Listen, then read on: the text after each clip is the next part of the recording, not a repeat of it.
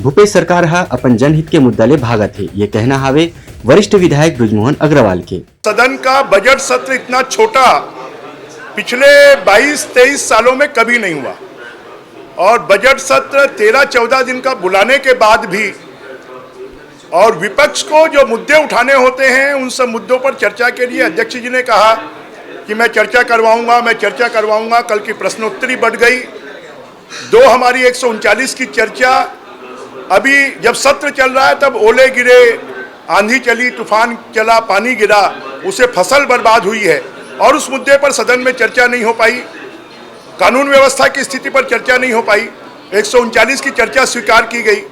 ध्यानाकर्षण कल आने थे। अशासकीय बिजनेस जो है वो शुक्रवार को होला, वो आना था और जब आंतरिक बैठक हुई उसमें यह तय हुआ था कि 24 तारीख तक के बजट सत्र चलेगा और उसको एक दिन पहले समाप्त करना। ये जो आपसी समझ है, आपसी अंडरस्टैंडिंग है, उसको तोड़ा गया है और उसके कारण हमने जो समापन की जो सेरेमनी है उसका हमने बहिष्कार किया है।